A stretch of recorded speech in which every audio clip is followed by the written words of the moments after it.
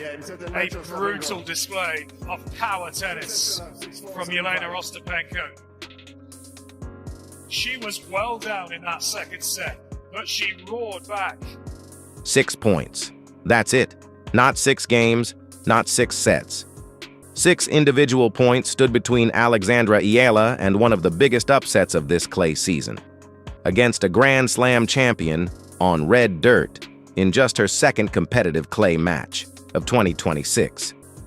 And if you looked at the final score, 4-6, 5-7, and decided that told you everything you needed to know, then you missed the actual match. You read a headline and called it the story. But the story is buried inside the numbers. And tonight, we're digging it out. So put the phone down, turn everything else off. Because what happened on Court Central in Linz is exactly what the tennis world doesn't want trending. They want you to glance at the scoreboard, shake your head, and repeat the same tired line. Hard court player loses on clay to a Grand Slam champion. Simple, clean, convenient, except it's wrong. Let's pull back the curtain, point by point, stat by stat. Because when you actually run the numbers on this match, what you're looking at isn't a defeat. It's a statement. Start with the most fundamental truth of this match.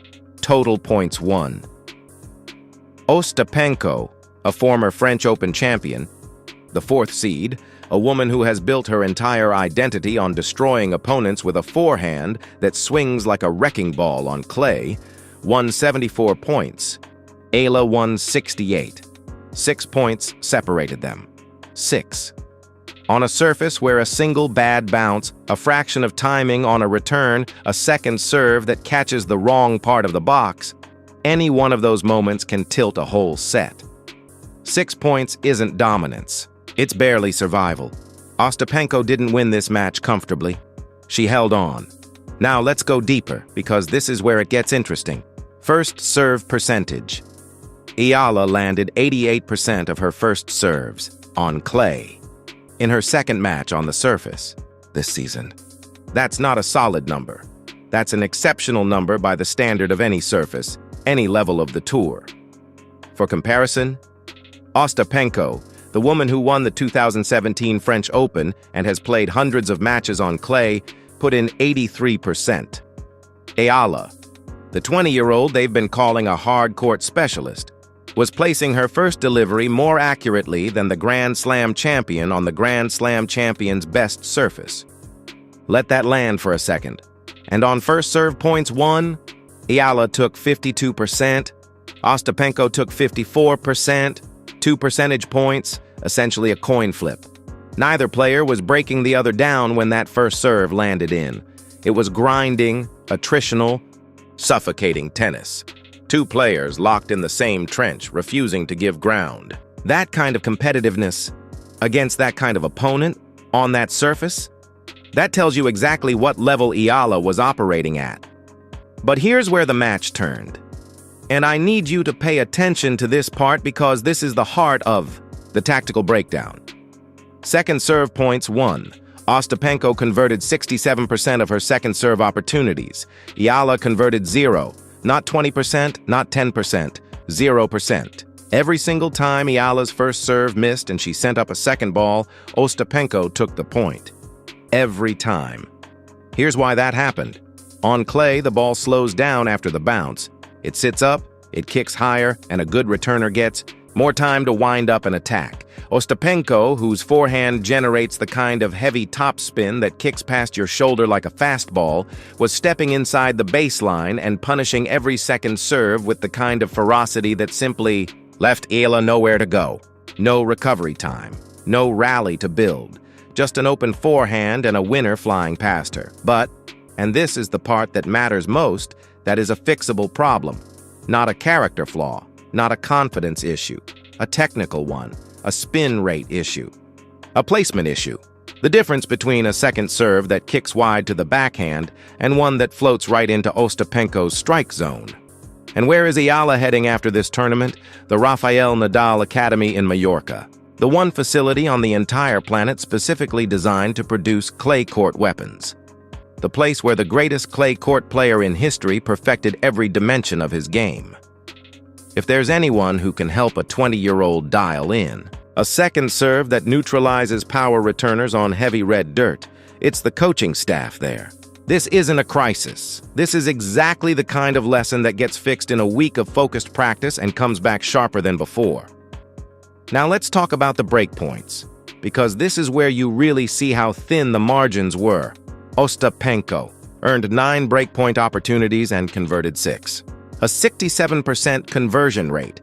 That's clinical. That's what a Grand Slam champion looks like when the big moment arrives. She doesn't flinch, she accelerates. She knows exactly where to direct the return, exactly when to go for her shot. That muscle memory was forged across hundreds of matches on this surface over a decade of professional tennis. Ayala earned 9 breakpoint opportunities of her own. She converted 4. That's 44%. And here's the math that should make your jaw drop. 2 more converted breakpoints, just 2. And we might be sitting here talking about how a 20-year-old from the Philippines just defeated a former French Open champion on clay. 2 points. 2 moments where the ball landed centimeters on the wrong side of the line. That's the gap between a heartbreaking loss and a historic win. Look at the game count. Ostapenko won 13 games to Ayala's 9, a 4-game difference. But the momentum swings tell the real story. Ostapenko's longest winning run was 6 consecutive games. An avalanche. When her forehand gets hot, when the winners start flying and the angles open up, she doesn't just pull ahead, she buries you. She won a set and a half worth of games in one ruthless stretch, and by the time it was over, the scoreboard looked completely different. That run was the damage. That was where the match slipped. But here's what Ayala did next. She didn't collapse. She didn't mail it in. She came back with 4 consecutive games of her own. After absorbing a 6-game onslaught from a Grand Slam champion, she regrouped, adjusted, and fought her way back into the match. The second set went to 5-7, which means at some point in that second set, Ostapenko was serving at 5-5, 1 game from being pushed to a deciding third set. She was feeling it. You don't commit 11 double faults if you're relaxed. You don't miss that many second serves if your arm isn't tightening, your toss isn't drifting, your nerves aren't whispering in your ear. Ostapenko gave away 11 free points on double faults and still won. That is precisely how paper-thin this result was. Ayala had 5 double faults, less than half. She was the more controlled, more disciplined server on the day. But on clay, a composed service game without a reliable second serve weapon is like bringing a shield to a firefight. You can absorb the early damage, but eventually, something gets through. The receiving numbers hammer the point home even further. Ostapenko won 35 receiving points. Ayala won 34. 1 point. On return, they were functionally identical. Ayala was reading Ostapenko's delivery, tracking the ball, attacking her opportunities, at the exact same rate as a 4-time Grand Slam finalist. The entire gap between them came from the service box. Ayala's service points total, 34. Ostapenko's, 39. 5 points. Nearly all of it explained by that brutal singular 0% second serve performance. That was the match, and that's precisely why. I won't call this a failure. That's why you shouldn't mourn tonight. You should be genuinely excited about what comes next. Think about what Alexandra Ayala just did in her second clay match of 2026. She matched a French Open champion on first serve accuracy. She matched her on receiving points. She earned 9 breakpoint chances against one of the most dangerous players on clay in the draw. She weathered a 6-game avalanche and immediately fired back with 4 straight. She pushed the second set to 5-7. She was 6 total points from pulling off one of the signature upsets of this entire clay swing. And she did it after spending January, February, and March playing hard courts on 4 different continents with almost no clay preparation time whatsoever. The tournament director of the Linz Open called her unbelievable before the event started. After tonight, that word doesn't seem even slightly exaggerated, and the calendar keeps moving. Stuttgart is next, then Madrid, then Roland Garros, 3 clay events at the highest level of the sport. 3 more opportunities to take everything. She learned tonight, carry it back to the academy in Mallorca, drill that second serve until the spin is heavier and the placement is surgical, and walk back onto red dirt as a sharper, more dangerous version of the player who nearly beat Jelena Ostapenko in Linz. When that second serve becomes a weapon instead of a vulnerability, the player who matched a Grand Slam champion in every other category and still nearly won, she becomes the player who wins those matches, one by one. The head-to-head between Ayala and Ostapenko stands at 2 wins for Ayala, 1 for Ostapenko. Both of Ayala's victories came on other surfaces. Tonight, Ostapenko claimed the clay chapter, but this book has many chapters left. And the next time they meet on red dirt, Ostapenko will know, she'll feel it in her second serve motion, in the way she grips the racket on break points, that the player across the net spent every day between now and then at the academy where champions are built. Fixing the one thing that cost her this match. Zoom out even further and look at the bigger picture. Ayala entered this clay swing with a career record of 14-21 on the surface. She won her first clay match of the season against Grabher in straight sets. She then pushed a Grand Slam champion to the limit and came within 6 points of winning. Her clay record is 15-22 now, but that's not the number that matters. The number that matters is the trajectory.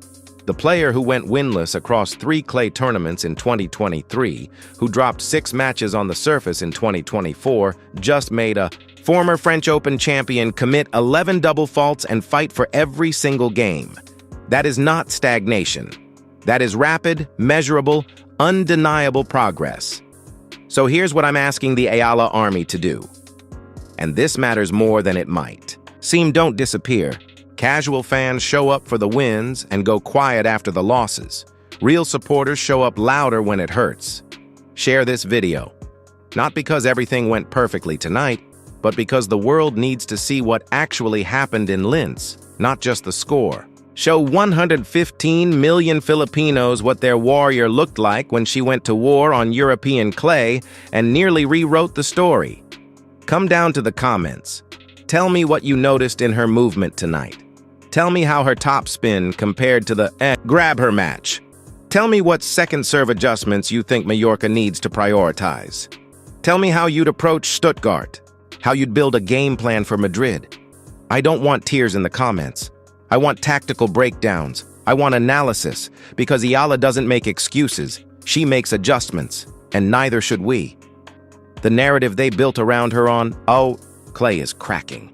The wall is coming down, brick by brick, match by match. They said she couldn't win on clay. She beat Grabher in straight sets. They said she couldn't compete with Grand Slam champions on clay. She came within 6 points of proving them wrong in Linz. Fade 6, 5-7. 6 points, 1 fixable statistic, 1 academy in Mallorca, 1 20-year-old, who matched a Grand Slam champion in every category but 1. Stuttgart is in 5 days. The story is just getting started.